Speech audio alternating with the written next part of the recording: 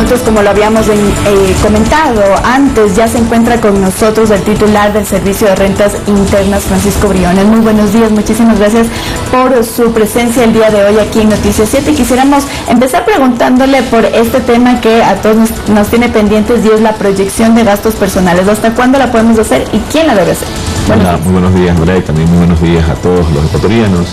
Mira, es importante que los ecuatorianos conozcan lo mejor posible de este tema, porque les va a ayudar a reducir el impuesto que tengan que pagar o que tengan que ser descontado de su rol de pagos cada mes. Nosotros hemos dicho que hemos aumentado la base imponible libre de impuestos a un salario aproximadamente mensual de $1.751, incluyendo esto, lo que tú acabas de mencionar, ¿no? El utilizar todos los beneficios tributarios que la ley estipula. Y uno de ellos es poder entregar hasta este 31 de enero a su empleador el formulario de anexos de gastos, el cual se puede llenar de diferentes rubros, pero que para hacer un uso máximo de todo el beneficio posible, digamos, se debería poner un gasto de al menos $5.334 aproximadamente. Si se logra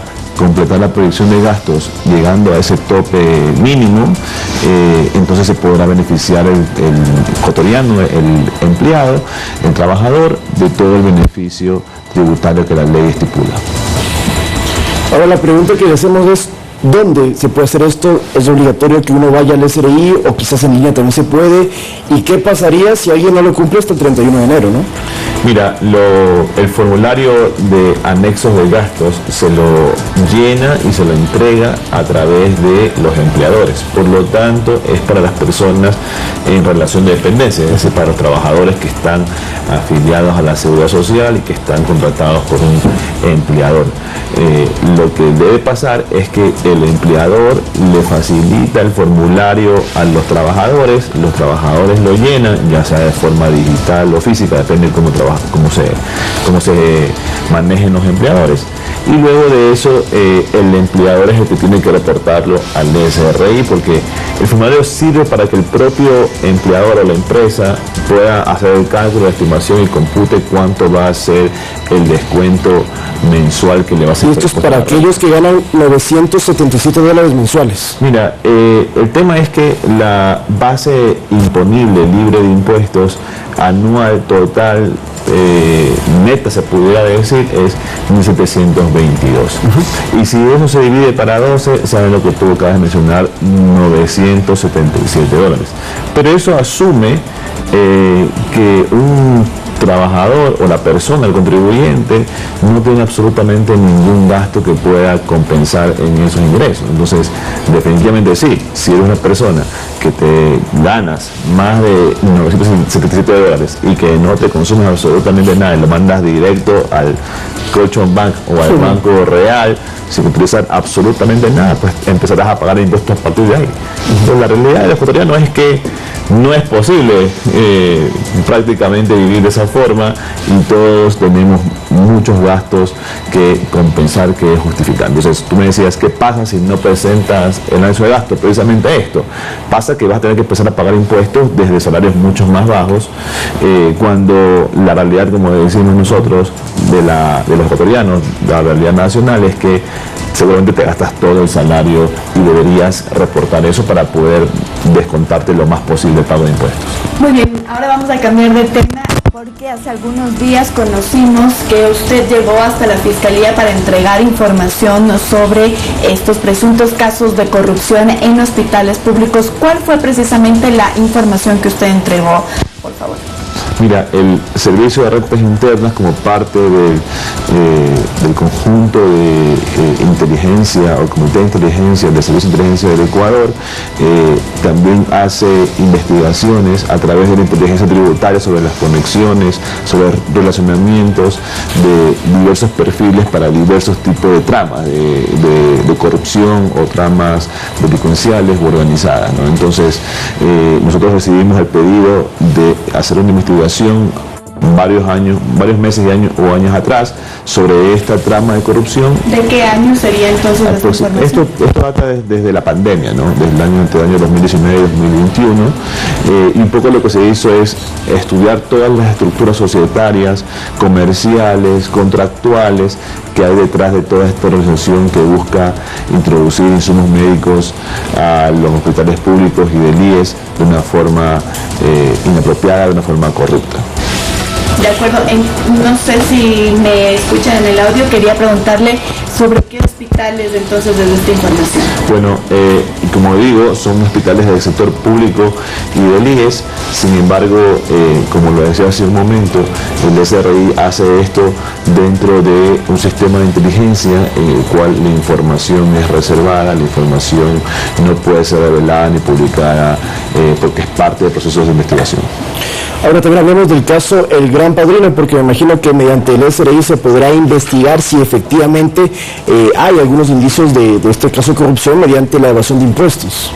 Mira, continuamente el SRI estamos revisando y haciendo control a todos los contribuyentes. Nosotros hemos implementado los PCR tributarios, los planes de control rápido tributario, mediante el cual enfocamos y orientamos los controles precisamente a este tipo de casos en los cuales existe inconsistencias entre el nivel de vida y el pago de impuestos, casos entre los cuales el SRI puede constatar o tiene sospechas de que no se paga todo el impuesto, casos en los cuales relacionados a la política, a la corrupción, entre otras cosas. Entonces tenemos nosotros las herramientas y estamos continuamente investigando y haciendo controles sobre todos los personajes que tienen que ser controlados. Yo quería preguntarle justamente de estos PCR tributarios, porque ustedes habían manifestado que con la reducción de impuestos pues habrá menos dinero que va a recibir el Estado.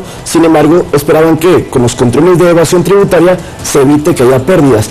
¿Cómo funcionan exactamente estos PCR tributarios para que la gente en casa lo pueda entender? Mira, los planes de control rápido, los PCR tributarios, por si acaso no es un hisopado, así que tienes que pensar en eso.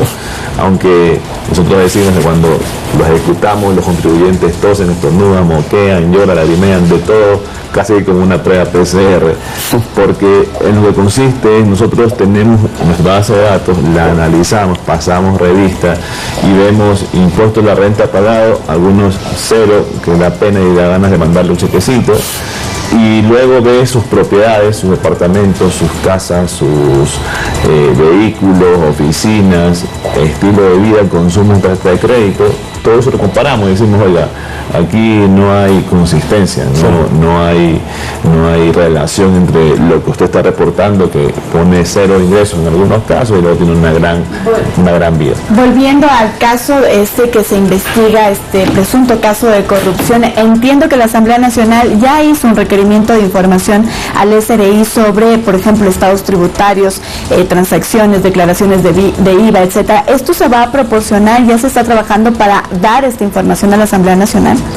Todo el tiempo el SRI yo recibo 20 correos diarios de la Asamblea. ¿Y en este en específico? Información de 10.000 contribuyentes, y en todos los casos el SRI responde la información que debe y puede responder, tomando en cuenta siempre la reserva de los casos. De acuerdo, muy bien. Y ahora, nuevamente cambiando de tema, hace poco vimos esta declaración del presidente Guillermo Lasso sobre la eliminación o la reducción de algunos impuestos, la salida de divisas, también el IVA en feriados.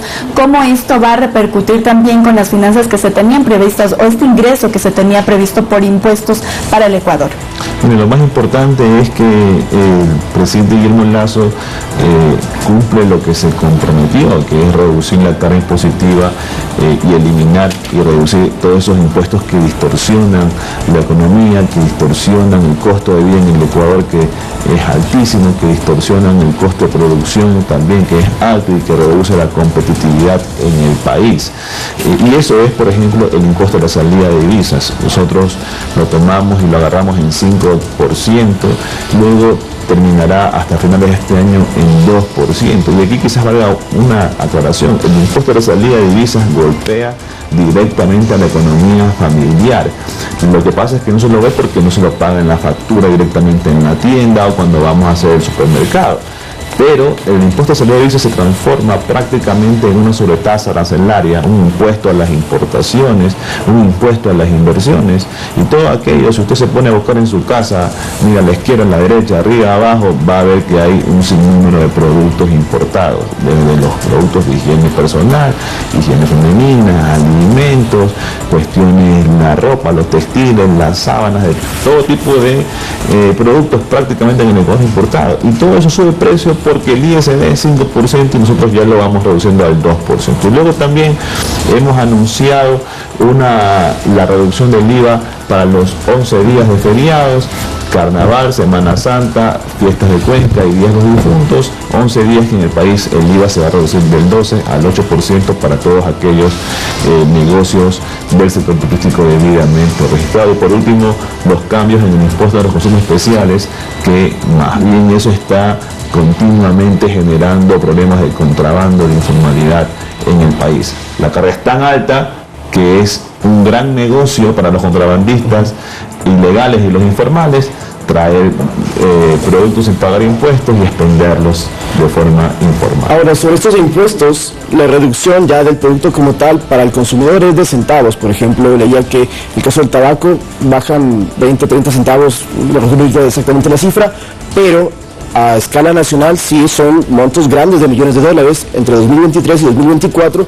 con esos impuestos, son 590 millones menos que se recibe. La duda que podríamos tener entonces es si esta reducción de impuestos ya es letra muerta, que de ahí eso no se toca, o habrá que ver qué sucede durante todo el año y podría volver a subir estos impuestos. Mira, son 550 millones de dólares que regresan al bolsillo de los ecuatorianos, porque los deja de cobrar el Estado y se quedan en la economía, ya sea en las familias, ya sea en el sector productivo, que se quedan ahí circulando para mejorar la economía, para mejorar la producción, para mejorar el empleo. Y bueno, y la economía tampoco es que tú pones un botón y se aprende automáticamente los motores, la economía se va adaptando. Entonces, una decisión de rebaja impositiva hoy empezará a dar su fruto en los próximos meses, seguramente al mejorar la competitividad. Y luego lo importante es que el compromiso del presidente Guillermo Lasso se mantiene de seguir revisando estos impuestos extorsivos que complican la economía, complican el sector productivo, que complican la familia, y vamos a seguir en ese camino en la medida que lo permitan las finanzas fiscales. Estaremos pendientes entonces de este tema durante este 2023. Muchísimas gracias por su presencia aquí. Muchas gracias a ustedes y un buen día a los ecuatorianos. Con esto nosotros nos vamos a una nueva pausa, amigos, pero quédense porque al retornar tenemos noticias deportivas. Ya volvemos.